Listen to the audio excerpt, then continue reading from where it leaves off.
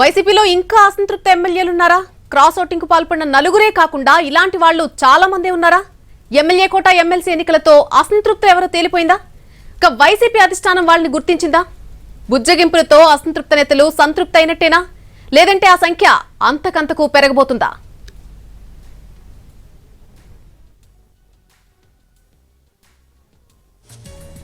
పటిష్టమైన vote bank ఉంది. డజన్ల కొద్దీ పథకాలతో లక్షల కోట్ల రూపాయలను నేరుగా లబ్ధిదారుల ఖాతాల్లోకి వేస్తోంది పార్టీ. పంచాయతీ, ఎంపీటీసీ, మున్సిపల్ ఇలా ఎన్నిక ఏదైనా సరే గెలుపు మాత్రం వైసీపీదే. అదే ఊపులో 2024 అసెంబ్లీ ఎన్నికల్లో వై నాట్ 175 నినాదం ఎత్తుకున్నారు ముఖ్యమంత్రి జగన్. దేశంలో ఎక్కడా లేని విధంగా సంక్షేమ పథకాలు అమలు చేస్తున్న సర్కార్గా క్లీన్ స్వీప్ ఇందుకు చేయకూడదని జగన్ పదే పదే ప్రస్తావిస్తున్నారు. ఇటీవల ఎమ్మెల్యేలతో జరిగిన సమావేశంలోనూ కుప్పం కోటను బద్దలు కొట్టాల్సిందేనంటూ స్పష్టం చేశారు.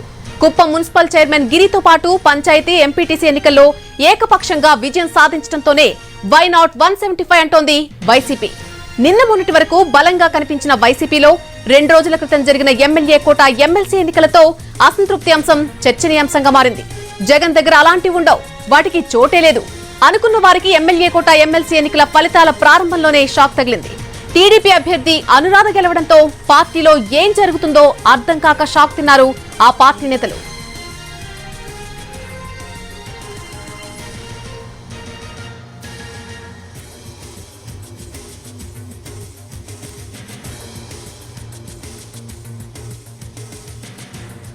వాళ్ళ నిజాయితీకి సంబంధించింది, దీనికి సంబంధించి గమనించినా చేయగలిగింది లేదు, ఇంకొక వేరే రకంగా ఇచ్చేయాలి. అలాంటివి జరిగినప్పుడు ఎట్లా రియాక్ట్ అవుతామనేదే మేము చూపగలం. ఈ మా పార్టీకి వైఎస్ఆర్ కాంగ్రెస్ పార్టీకి సంబంధించి ముందు నుంచి నిబద్ధతతో ఎప్పుడైనా సరే మా దగ్గర నుంచి ఎవరన్నా పోతున్నా ఒకవేళ వాళ్ళు కన్విన్స్ అయిపోతే ఎందుకో కారణం కనుక్కొని ఆ తర్వాత వదిలేస్తున్నాం. మేము దాని మీద ఎక్కువ పోవట్లేదు. అలాగే మా దగ్గరికి సంబంధించి ఇలాంటి ఎవరన్నా తప్పు చేసినా కూడా దానికన్నా తెలిసి కన్విన్స్ అయితే వాళ్ళని ఎక్కువ కాలం ఎంటర్టైన్ చేయట్లేదు. వాళ్ళు ఎమ్మెల్యే కూడా చూడకుండా వాళ్ళని సాగనంపుతున్నాం. అది ఈరోజు ఇలాంటి బలమైన నిర్ణయం తీసుకోవడానికి కారణము. లేదా ఫ్యూచర్లో కూడా ఇలాంటి ఎప్పుడన్నా జరిగినా కూడా ఇలాగే ఉంటుంది.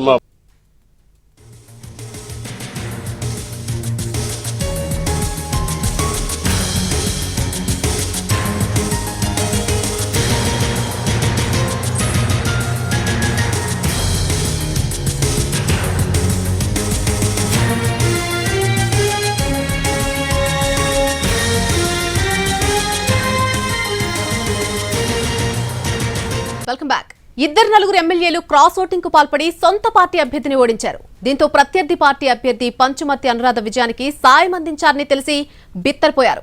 ఎమ్మెల్సీ ఎన్నికలు లేకుంటే వైసీపీలో ఎమ్మెల్యేల అసంతృప్తి అనే అంశం తెర మీదకు వచ్చేదే కాదు. వైసీపీ 7 అభ్యర్థులు నిలబెడితే 6 విజయం సాధించారు. జయమంగళ వెంకటరమణ రెండో ప్రాధాన్యత ఓట్లతో గట్టెక్కితే కోలా గురువులు ఓటమి పాలయ్యారు. మొదటి ప్రాధాన్యతలోనే 7 అభ్యర్థులు గెలవాల్సి ఉండగా 6వ అభ్యర్థి విజయం కోసం రెండో ప్రాధాన్యత ఓట్లు లెక్కించాల్సిన పరిస్థితి ఎదురైంది. టీడీపీ తరపున పోటీ చేసిన పంచుమర్తి అనురాధ ఎమ్మెల్సీగా అందరికంటే ముందే గెలుపును ఖరారు చేసుకున్నారు. ఆ పార్టీకి 23 మంది ఎమ్మెల్యేలు ఉంటే వారిలో కరణం బలరాం, వల్లభనేని వంశీ, వాసుపల్లి గణేష్, మద్దాలగిరి వైసీపీకి అనుకూలంగా వ్యవహరిస్తున్నారు. దీంతో టీడీపీ బలం 19కి పడిపోయింది. అయినప్పటికీ పంచుమర్తి అనురాధకు 23 ఓట్లొచ్చాయి. ఉన్న బలం కంటే 4 ఓట్లు ఎక్కువే వచ్చాయి. ఎప్పుడైతే ఎమ్మెల్సీ ఎన్నికల్లో టీడీపీ పోటీకి సిద్ధమైందో వైసీపీ అలర్ట్ అయింది.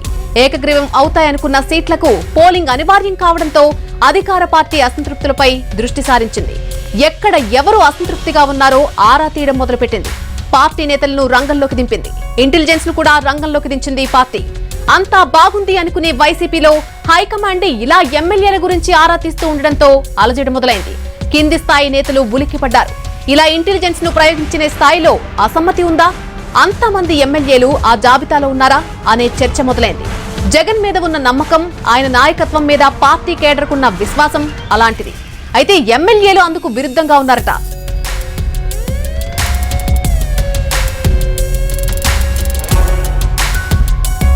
నిజాయితీకి సంబంధించింది, దీనికి సంబంధించి గమనించినా చేయగలిగింది లేదు, ఇంకొక వేరే రకంగా ఇచ్చేయాలి.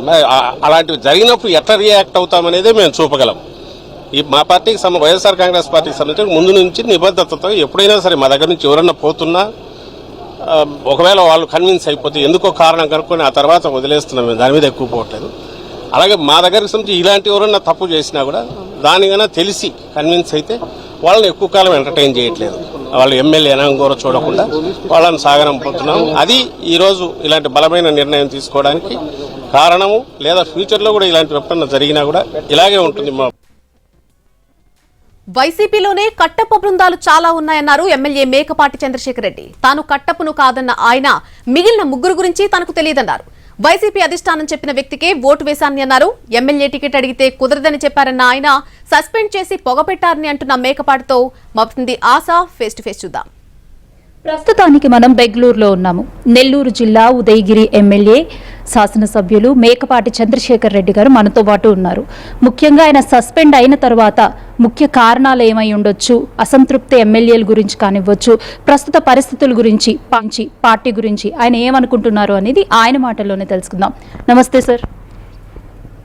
సార్, ముఖ్యంగా ఈ సస్పెన్షన్కి సంబంధించి ఈ నలుగురు ఎమ్మెల్యేల పైన వేటు పడింది.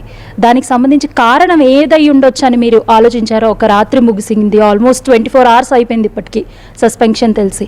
కారణం ఏమై ఉండొచ్చు అనుకుంటున్నారు? వాళ్ళు ఓడిపోయినారు కాబట్టి కోపంతో అందరి మీద ఏదో ఒక నెపంతో సస్పెండ్ చేసినారు, సరిపోయింది. నేను రాజీనామా చేయడానికి సిద్ధంగా ఉన్నాను. నా రాజీనామాని వెంబడే ఆమోదిస్తే నేను రాజీనామా చేసేదానికి సిద్ధంగా ఉన్నాను. ఆమోదించి ఎలక్షన్ పోయేదానికి మీరు సిద్ధంగా రెడీగా ఉన్నారంటే నేను రాజీనామాకి రెడీగా ఉన్నాను.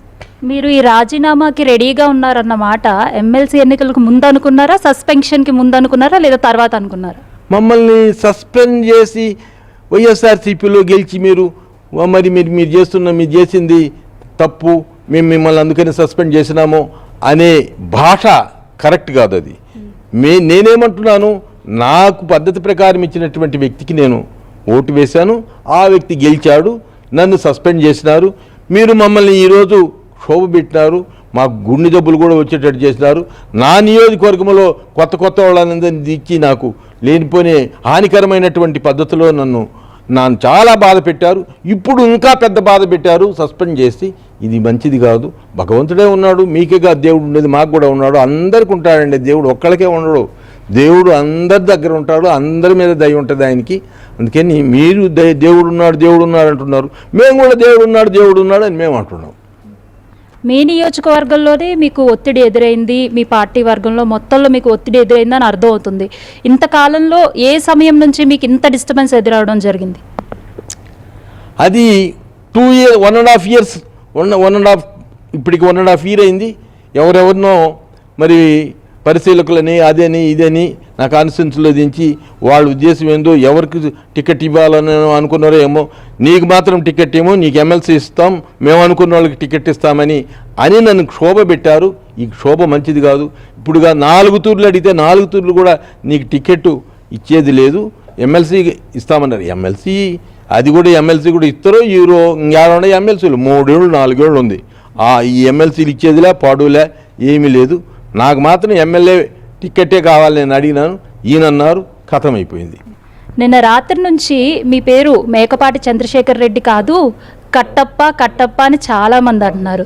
ఇంతకీ మీరు బాహుబలి సినిమా చూసారా మీరు? నాకు సినిమాలు చూడండి నేను. కట్టప్ప అంటే ఎవరైతే వెన్నుపోటు పొడుస్తారో వారినే కట్టప్ప అంటారు. ఒక 4 సంవత్సరాల నుంచి అలాగే అంటున్నారు ఇండియాలో. కట్టప్పలు అయినారు ఇప్పుడు, దానిలో అందరు కట్టప్పలే. ఆ బృందం అంతా కట్టప్పల బృందమే ఉందాడ. వైఎస్ఆర్సీపీలో కట్టప్ప బృందాలే ఉన్నాయి అన్ని. కానీ మీ నలుగురే కట్టప్పలు అని వేలెత్తి చూపిస్తున్నారు. దండిగా ఉండాలి. మా నలుగురు ఎందుకు అవుతారో వాళ్ళు ఊరు ఒక్కొక్కరిని అడిగి నన్ను అడిగితే నేను కట్టప్పను కాదు, వాళ్ళ ముగ్గురు సంగతి నాకు తెలియదు. వాళ్ళ కట్టప్పలు దండిగా ఉండారు, వాళ్ళని కంట్రోల్ చేసుకోమనండి ముందు. మరి బాహుబలి ఎవరు ఇక్కడ? ఎవరో నాకు తెలీదు. మీకే తెలియాలి, చూసే వాళ్ళకి తెలియాలా, సినిమా చూసే వాళ్ళకి తెలియాలి బాహుబలి ఎవడు కట్టప్ప ఎవడని. అంతేగాని నన్ను అడిగితే నేనేం చెప్పానో నాకేది తెలియనండి. సరే, అయితే మీరే అన్నారు కదా నిన్న 40 మంది నుంచి 50 మంది వరకు అసంతృప్తి ఎమ్మెల్యేలు ఉన్నారు, పార్టీలోనే ఉన్నారు అని చెప్పి. సో దాని గురించి ఏమంటారు? ఈరోజు పొద్దున కూడా ఎవరో చెప్తున్నారు, ఆయన అంతమంది ఉన్నారు సార్ అని ఎవరో చెప్పినారు ఫోన్లో నాకు. మరి నేనేం చెప్పాను, నేనే వింటున్నాను. అది కూడా నేను మీకు చెప్తున్నా, వాళ్ళు చెప్పేది ఇని మీకు చెప్తున్నాను నేను, అంతే. నా సొంత ఇదేం కాదు, బయట వాళ్ళు చెప్పేది వినే మీకు చెప్తున్నాను. నా సొంత తెలివితే అట్లేం కాదు అయ్యి. బయట వాళ్ళు చెప్పేది విని మీతో అంటున్నాను. సో భవిష్యత్తు, రాజకీయ భవిష్యత్తు కానివచ్చు, ఆంధ్రప్రదేశ్ రాష్ట్ర పరిస్థితి ఎలా ఉండబోతుంది? ఆంధ్రప్రదేశ్ పరిస్థితి నేనే ఆడ చెప్పగలను నాయన, ఎక్కడేయగలను ఎంచినా. అది నాకు అంత తెలివితేటలుంటే నేను ఎందుకు ఇట్టయితా? ఈయన చేతిలో నేను ఇట్లా ఏంది నన్ను సస్పెండ్ చేయించుకుంటా? ఇట్లాంటివన్నీ నాకు అంత తెలివితేటలుంటే సస్పెండ్ కానమ్మా. టిక్కీగా ఉండే నేను కాళ్ళు ఎత్తుతా, ఆదు చేతులు ఎత్తుతా, మూతి ఎత్తుతా, ముక్కు పెడతా, కొడతా, అన్నీ ఉండేటి. అవి లేవే నాకాడ ఆ తెలివితేటలు లేక ఎట్టయిపోయినా. ఎమ్మెల్సీ పోలింగ్ సమయం అది చాలా కాన్ఫిడెన్షియల్ అయిన విషయం. దాని గురించి ఇంత చర్చ పెట్టి మీ నలుగురిలో ఎవరో క్రాస్ ఓటింగ్ చేశారు, క్రాస్ పోలింగ్ చేశారు, ఇలాంటి మాటలన్నీ వినిపిస్తున్నాయి కదా. ఇది ఎన్నికల రూల్స్ని క్రాస్ చేసినట్టు అని మీరు అనుకుంటున్నారా? ఎస్, రహస్య పోలింగ్ జరిగింది. వీళ్ళేంది బాహుటంగా అది చేసినారు ఇది చేసినారు అనేదానికి హక్కు లేదు. ఇది రహస్యంగా జరిగినటువంటి పోలింగ్ని నేను ఓటు వేసిన ఆయన గెలిచినాడని చెప్తే నాకేదో ఇచ్చినారు ఆ లిస్టుల ప్రకారం నేను వేసినాను, ఓటు వేసిన ఆయన గెలిచినాడు. నన్ను నా మీద పడి అల్లాడి నన్ను సస్పెండ్ చేసినారు. ఇది ఏంది, ఎట్ట తెలిసింది, ఇది ఎట్ట తెలుసుకున్నారు, ఇది పద్ధతి కాదే అనేది వాళ్ళు చెప్పాలి. న్యాయ కోవిధులు జడ్జిమెంట్ ఇవ్వాలి. అట్టాటిది ఇదేందో అందరూ మేమేందో భూతత్వం వేసి చూసినాము, ఆయన అట్టేసినాడు, ఈయన ఎట్టేసినాడు, ఈయన సస్పెండ్ చేయాలా, ఈయన పార్టీగా విరోధ కోపాలు ఉండి మా మీద పగ తీర్చుకుంటున్నారు మేము ఆయనకి సేవలు చేస్తే. With camera person Sridhar, ASHA Paramesh, Bengaluru.